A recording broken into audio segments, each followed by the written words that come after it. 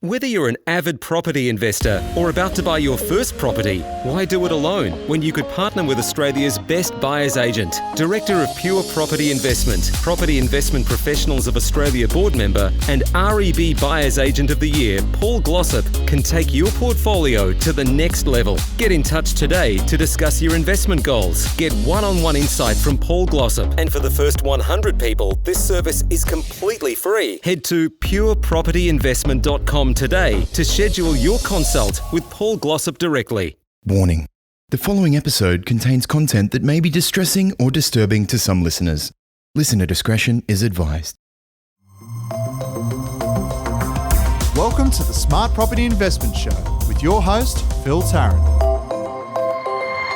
Hi everyone, welcome to the SBI show. I'm obviously not Phil Tarrant. I'll be filling in for Phil today. We're still recording remotely, obviously, given the current conditions. It's great to be back. It's been a while since I've been on the show. I'm very keen to get into some topics about what's going on in property at the moment. I've got a really special guest joining me today to help me do that. We've got Ian Ugarte from The Small is the New Big. How are you going, Ian? Good. How are you? Good, thank you. Thanks so much for taking the time. Just offline there, we were discussing, how you've been doing a couple of webinars that my dad actually happened to tune into last night, one of them. So I imagine business is quite good for you at the moment. Is that right?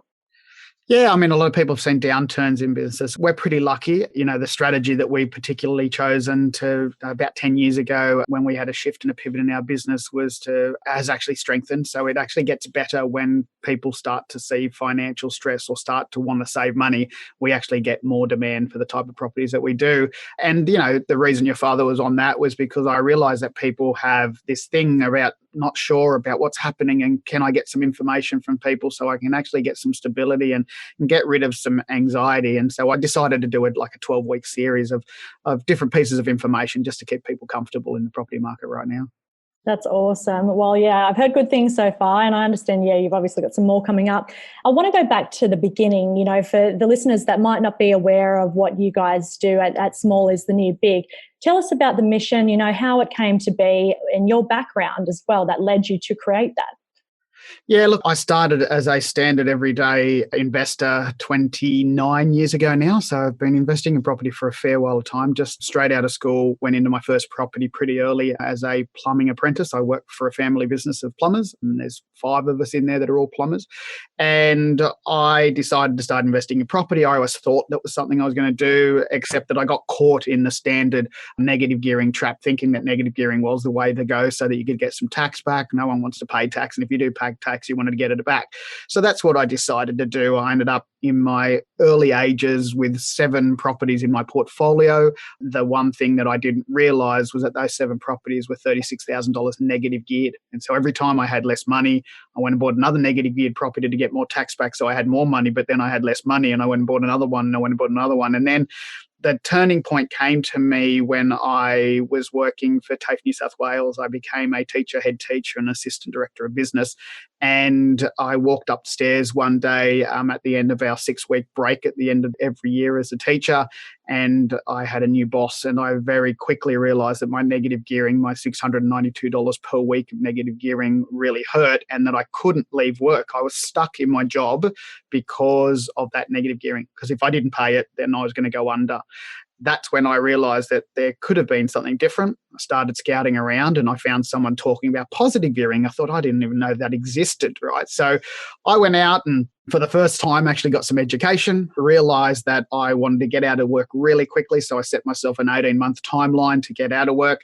And by basically removing most of those properties out of portfolio and then moving forward, I left paid employment within about 13 months. So I no longer needed to be in paid employment from the income that I was deriving from properties. And so it wasn't just me. Obviously, my wife's a co-founder of this business as well.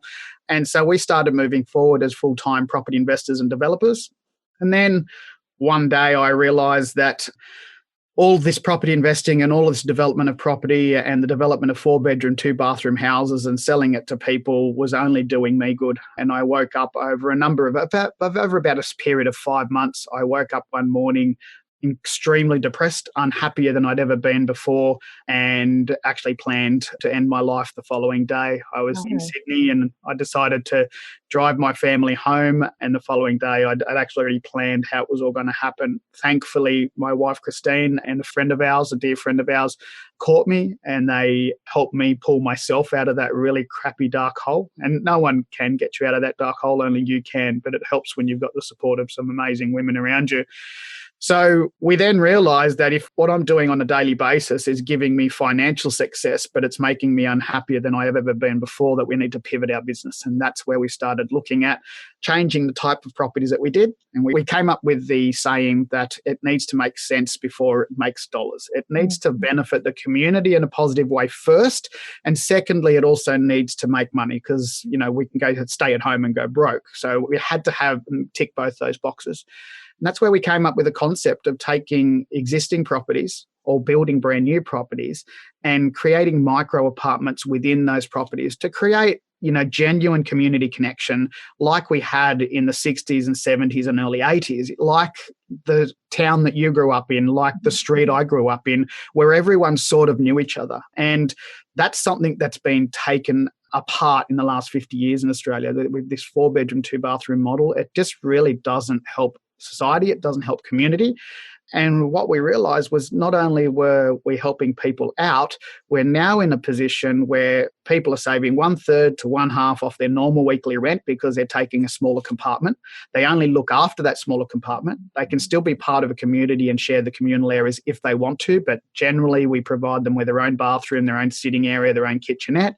And we as investors actually doubled, tripled our cash flow, like getting $300 to $900 more than the house next door, double-digit returns. And it's astounding that out of this strategy, no one loses. And so about 10 years ago, I set out to change the housing landscape. And I'm pretty awesomely proud that there are a lot of people that early on, they all called me and they're all negative Nellies. And in the last few years, they're all coming on and going, wow, like this is amazing. I'm glad that I've seen you now. I wish I would have done it 4 or 5 years ago. And we have people that have been with us for now 4, 5, 6 years doing exactly the same thing. So it's been an awesome little follow and pivot in our business. And I'm happier than I've ever been. Oh, that's great to hear. Thanks so much for sharing that as well. I think it's great that you're able to put something and, really focus on building such a community-focused development. I think it's probably really important for a lot of people out there to have that sense of community. The type of demographic or the people that you're seeing take up these sort of opportunities, offers, for lack of a better word, is there a particular type of investor or a particular type of person that takes them up, or is it a bit of a mix across the board? We get quite a bit of a mix because we actually came up with a strategy about 7 years ago with what we call the rentrepreneur strategy. So that's someone who wants to get into property, has very low starting base. So we say that if you've got $15,000 to $20,000, the chance of you being able to buy a property is pretty slim, So what do you want to do? You want to take that and grow that $15,000 or $20,000. You can either do it by savings or you can go and do the rentrepreneur, which is I go to a landowner, homeowner, and I say, well, you're renting your property. How about I, as an entrepreneur, rent your property? And then I'm going to spend some of my $15,000 to $20,000 on your property to get some fire and safety upgrades and get some insurance in place. And I'm going to furnish the place. And now I want to put long-term rental people in your property. So we have an average of about a 12-month stay in our properties. Mm-hmm. And by doing that, like I might pay, I'll give you one example. One of our rentrepreneurs is $400 is what we pay the owner of the property. We collect $835. So there are some costs that come up that. But that's about $15,000 positive cash flow. So if you spend $15,000 on a property and you've got a long-term lease, so we normally have a 3-year lease on those properties, and you're getting a $15,000 return every year for 3 years, well, you've turned your $15,000 into $45,000. That's a pretty good return on investment. So that's people in one basket. That's what we call the creative cash flow strategy.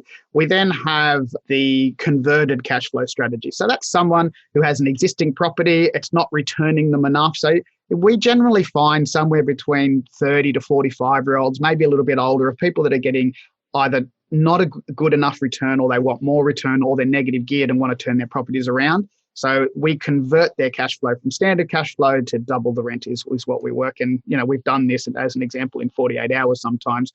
And then the third type of investor is those people that want to buy the next property. And that's what we call covered cash flow. So we want to make sure that when they buy that property, regardless of what the market does in equity value, up or down in capital, that they've covered the cash flow. So it doesn't matter whether the market goes downwards in price point or upwards or sidewards. They know they've got cash flow coming in every week and you don't lose money until you sell, which means they don't have to sell because they've got cash flow. Now, it ranges from, we've got a couple of 15-year-olds that we teach to do this, all the way up. I think our eldest at the moment is about 74 or 75 years old. Our biggest bulk is probably in the 25 to 55 age group, is the major amount of investors that come in and do what we do. Yeah, sure. Wow. So yeah, it is quite a diverse range then overall. That's really cool. I want to circle back actually to what you just reminded me I wanted to discuss with you, and that's these 48-hour challenges that you guys are doing. Tell us a little bit about that. I've seen a little bit on social media, but I'm curious from your perspective, what led to the creation of those?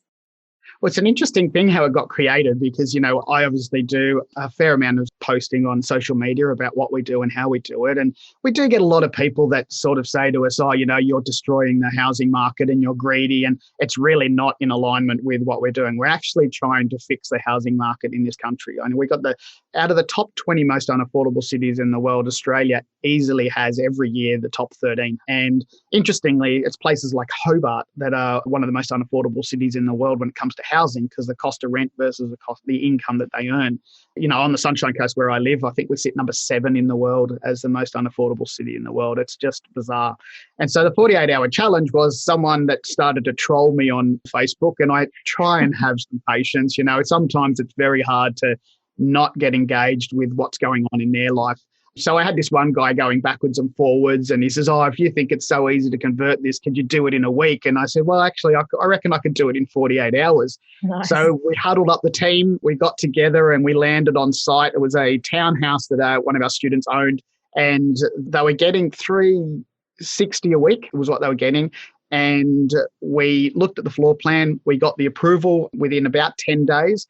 And we started on a Tuesday night at 6 o'clock and we finished on a Thursday night at 6 o'clock. So we went 48 hours straight.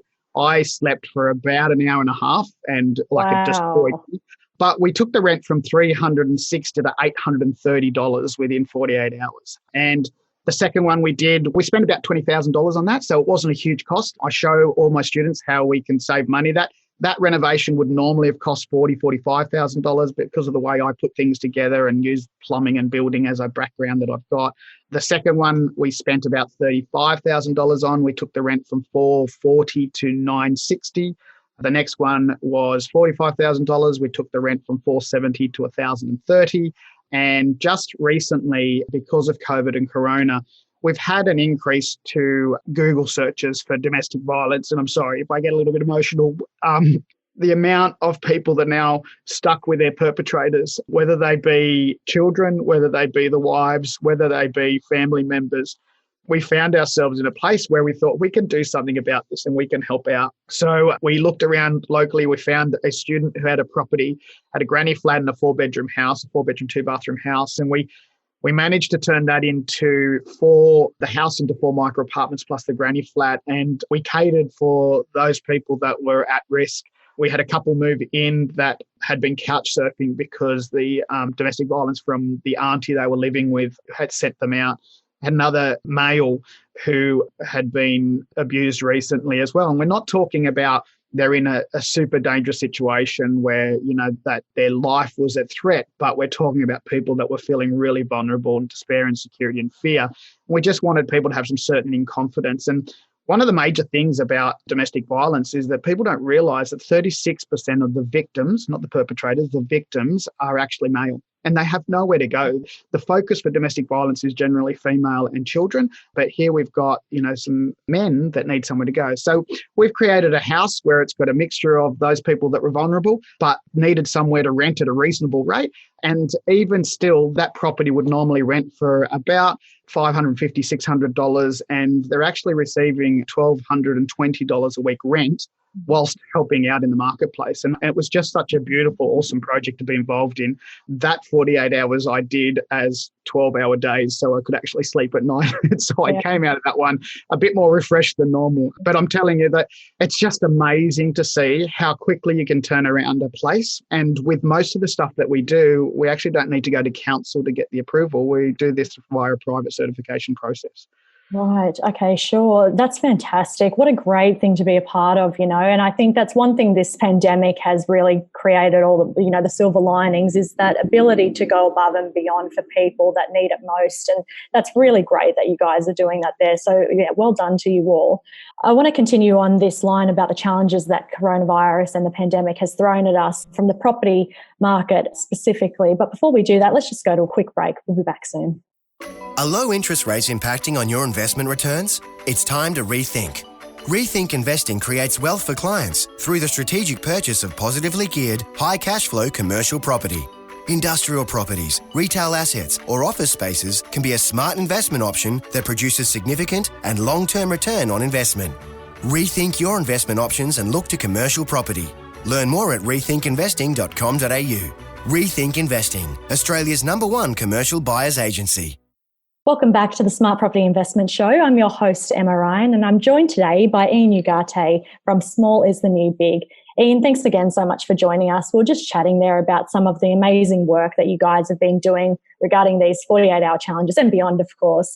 I wanted to now touch on, some of these challenges that have specifically had a tie-in or I guess a flow-on effect to the Australian property market. As we've seen, there's a lot of investors that have been quite concerned, especially when it first kicked off about how their investments would be impacted going forward over the next 12 months or so. What challenges do you think, or if you had to put a crystal ball on it, for lack of a better expression, what do you think are some of those challenges that we're going to have to be wary of? And how can you guys help at Small is the New Big? Yeah, I think I probably have a different view to the majority of the market. I've been following an 18-year cycle, a guy called Phil Anderson, who's an economist who lives in Britain. He's an Australian that lives in Britain. And he follows the 18-year cycle. It's something that's been happening for hundreds and hundreds of years where he's pretty spot on most of the time. So I learned quite a long while ago, having invested for the last 29 years, that you need someone to follow. And that seemed to come in quite well. So 2020, 21 was set for some pretty big years in the property cycle for most of Australia. So I saw that happening. Then, we saw the movement in the market happening from, what the media was calling death and gloom. And back then I was saying, there's no death and gloom here. This is simply, we've got an election happening. We've got a bit of uncertainty in the market and it's going to continue to move. I liken what's happening right now to a longer election process. So normally an election gets announced, we got 6 weeks before and a few weeks afterwards where people are unsure, they actually pull up stumps and they wait to see what's happening. Now, right now, we don't know whether the property market has dived completely or not because we still don't have 6 weeks of data for that to flow through. And added to that, I think that those people that are selling right now are absolutely desperate to sell. They have no choice but to sell. But for the majority of people that would normally have to sell in a market that's going downwards, they've got some relief from the banks as far as, the 6-month interest relief. And there's a number of other circumstances that are working them. So will we see a V-shaped return? I have been changing my view a little bit between a V-shape and W-shape return. I think the difference between a V-shape is that I think it will happen as long as we don't get a second hit of COVID. If we get a second hit of COVID, we will see a W return where you'll have a small spike upwards, downwards again, and then it will spike quite strongly.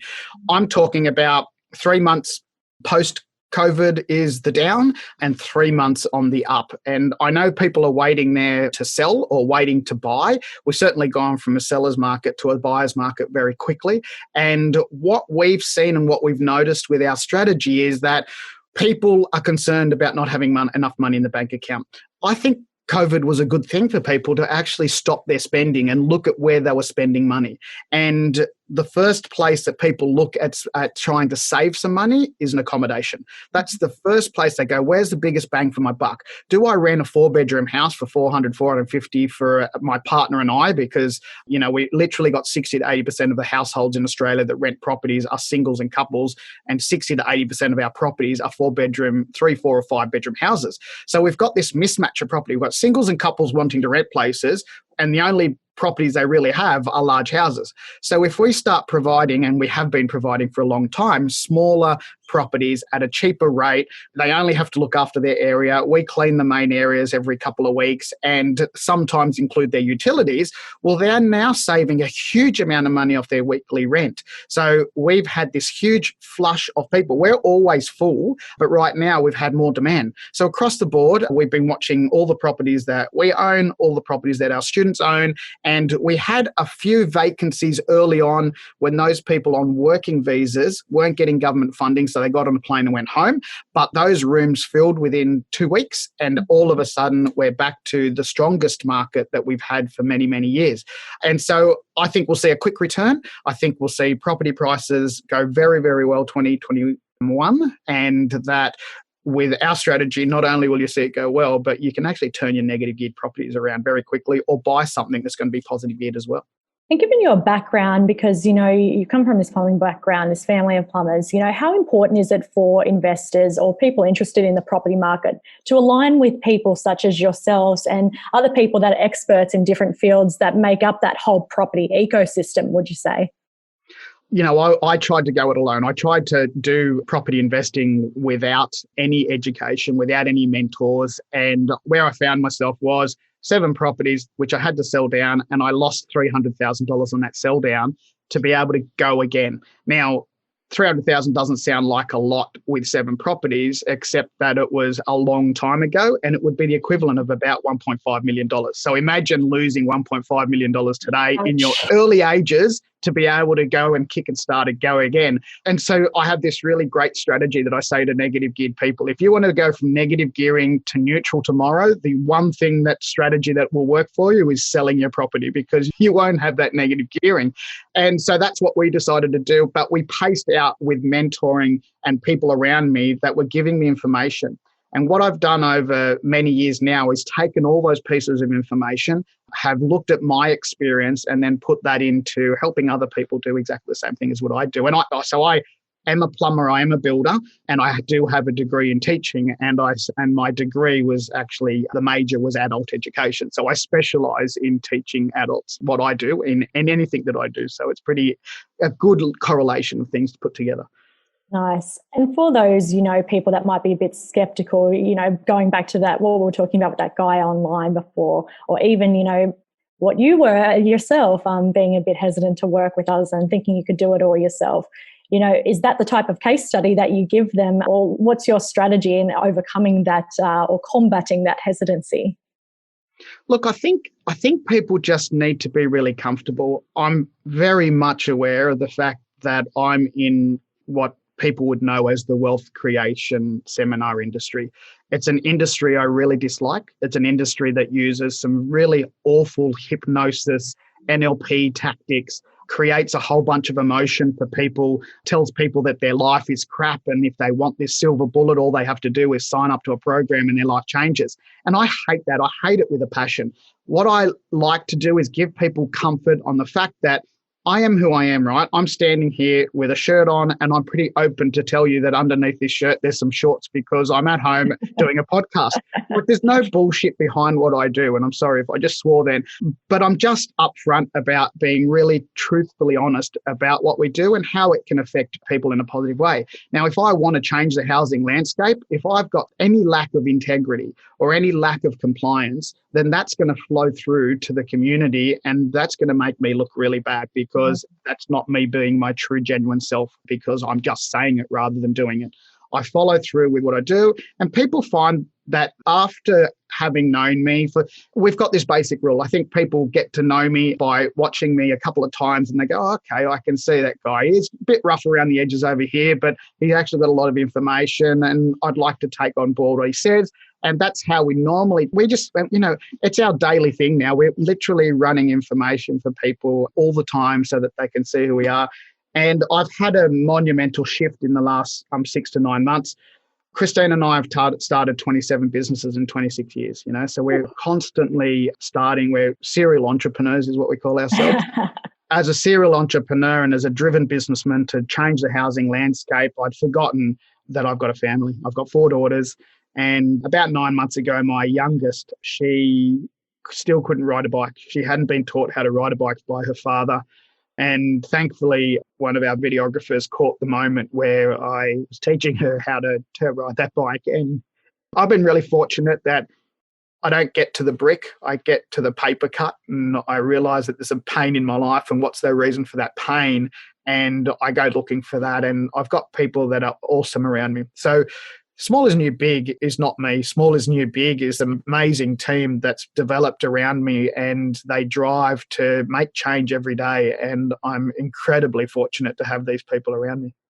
That's awesome. Thanks so much, Ian. And I think as well, our listeners, don't be concerned about the bullshit comment, because they genuinely like a no bullshit approach to things, I think. So we're all good here. I want to get your closing thoughts. Before we do that, let's just go to a quick break and we'll be back soon. Love property? The current Buyer's Agent of the Year and Director of Pure Property Investment, Paul Glossop, does too.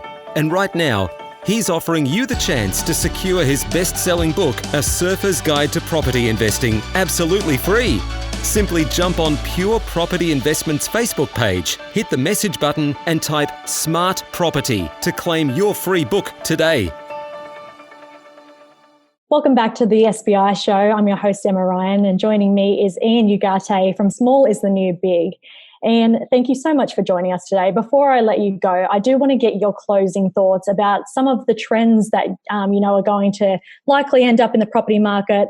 What you guys are focusing on at the moment, are you going to go for your, 27th business or 28th business, or Yep. is the focus on family at the moment, or a bit of a mixture of both? What are you doing? Well, I think there's a couple of things here. One of the biggest statistics that really hits me in the face of recent times is that the biggest growing demographic of homelessness in Australia right now is the 55 plus single female. So these are women that have looked after house and home for the last 20 or 30 years in good households, middle class to upper class households. Their children have grown up. Their children have gone to university, moved out of home. They probably fell out of love with their husband 15 years earlier.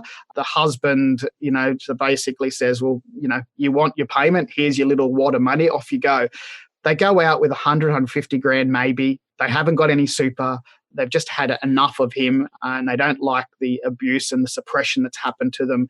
And they find themselves couch surfing or sleeping in a car. And this is just a ridiculous state of the nation, where the women that are probably the most skilled women in Australia can't get a job because they haven't got a qualification, but they've got the most skill. It's an absolute absurd piece of nature.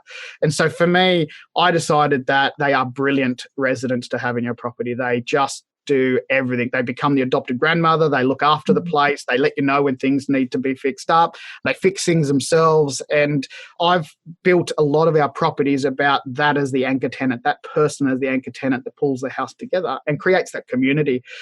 I think for us, what we're now finding is that working from home for the majority of Australia has meant there's a lot of empty commercial office spaces. And I've got this fantastic strategy where instead of having the home office, we're actually starting to develop the office home. So those empty office spaces will now have offices in them, but attached to their office will be their homes. So where there used to be 40 or 50 different people working on a platform on a commercial building, we now will have 4 or 5 key anchor staff sitting in their office space, and attached to their office space will be a dwelling of a micro apartment, which is of reasonable rent, which they can save themselves money. And now the actually owner of the business actually has some supplementary income coming in, because they might be paying $300 a week for their micro apartment while their employees are on call. So the whole office home system, I think, is the next thing for us. That's probably going to be the next start of our next business. Currently working and advising a few councils in that area right now. So it's very exciting space. I think for me, the biggest thing right now is that we're 2 weeks away from moving into our brand new home. And yes, I used all the strategies and everything that I talk about at Small is New Big. So we've got wall beds that fold up. We have rooms that adapt to a bedroom at night time but become part of the living space during the day. It's on a small footprint. It's actually a fully sustainable building built into the hill, thermal rated, double glazed windows, the whole thing. So I think for me, the next lot of time is spending more time with my family. We've got a beautiful waterfront property and to continue driving this change in the housing landscape that can make a difference for Australia. Awesome. Well, very exciting stuff underway there. Make sure you keep us updated and we'll be sure to get the word out on smartpropertyinvestment.com.au as well. Ian, thank you again so much for joining us. Really appreciate your time today and all the best for the future. Thanks, Emma. And thank you all for listening at home or at work or wherever you are. Feel free to get in touch with me at editor@smartpropertyinvestment.com.au. Also check out Smart Property HQ on all of our socials to follow along with the latest insights and news coming from Australia's property market. Thanks very much again for joining us. Have a good one. Bye-bye. The information featured in this podcast is general in nature and does not take into consideration your financial situation or individual needs and should not be relied upon. Before making any investment, insurance, tax, property or financial planning decision, you should consult a licensed professional who can advise whether your decision is appropriate for you. Guests appearing on this podcast may have a commercial relationship with the companies mentioned. Are low interest rates impacting on your investment returns? It's time to rethink. Rethink Investing creates wealth for clients through the strategic purchase of positively geared, high cash flow commercial property. Industrial properties, retail assets, or office spaces can be a smart investment option that produces significant and long-term return on investment. Rethink your investment options and look to commercial property. Learn more at rethinkinvesting.com.au. Rethink Investing, Australia's #1 commercial buyers agency.